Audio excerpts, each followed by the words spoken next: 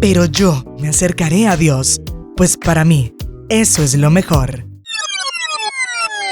Cerca de Dios es mejor. Con el pastor Louris Peñalosa.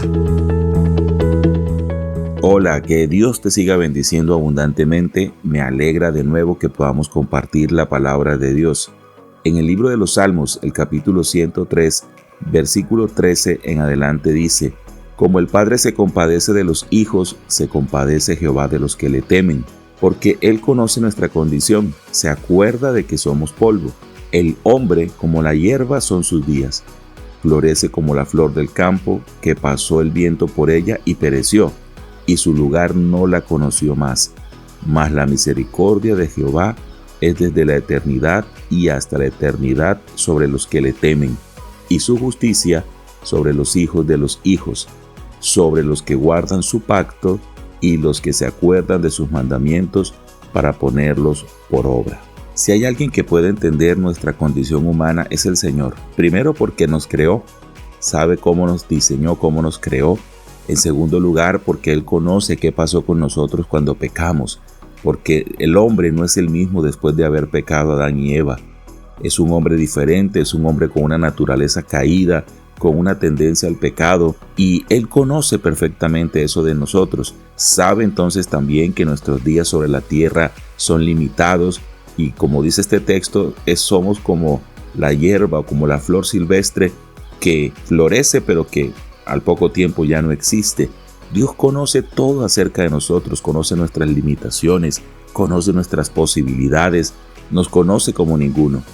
Tal vez somos nosotros los que no nos conocemos tan bien, pero en todo caso debemos entender algo muy importante. Dios, conociéndonos como nos conoce, nos ama y nos ama tremendamente.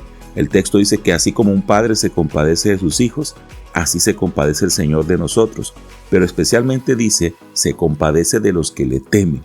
Hay unas palabritas aquí que son interesantes tener en cuenta, porque a veces pensamos que esa misericordia de Dios va a alcanzar a todas las personas, incluso si las personas no quieren ser alcanzados por la misericordia de Dios, incluso si las personas quieren ir en contravía a Dios. No es así exactamente. Este texto dice que Dios se compadece de los que le temen. Otra palabra muy interesante que aparece más abajo, en el versículo número 18, dice sobre los que guardan su pacto, y luego dice sobre los que se acuerdan de sus mandamientos para ponerlos por obra.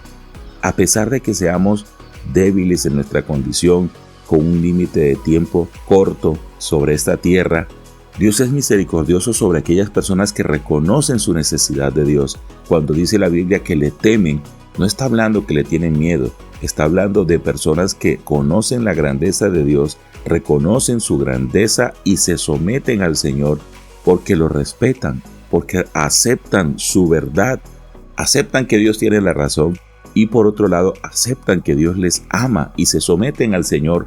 Este texto muestra que el Señor aplica su misericordia sobre esas personas que guardan su pacto. Y esta parte es importante. Necesito tener un pacto con Dios, un pacto que Dios mismo hizo con la humanidad a través de su Hijo Jesucristo, donde Él muere por nosotros para perdonar nuestros pecados y convertirnos en sus hijos y que nosotros volvamos a Dios nuestro Padre. Y eso significa que debemos tomar una decisión personal.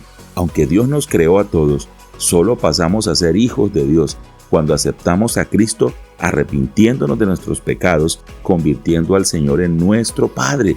En ese momento empieza a existir un pacto y Dios, que se comprometió a ser mi Padre, va a cumplirlo y espera de mí, que me comprometí a ser su hijo, lo mismo, que yo guarde su pacto. A pesar de mis debilidades, voy a Él. Señor, aquí estoy, te necesito, me someto voluntariamente a Él, me acuerdo de sus mandamientos y los pongo por obra.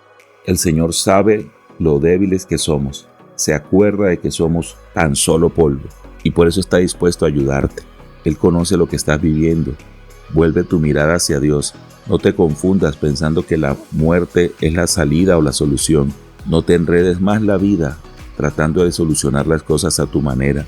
Vuelve tu corazón hacia el Señor. Acércate a Dios. Como el Padre se compadece de los hijos, así el Señor se compadece de los que le temen.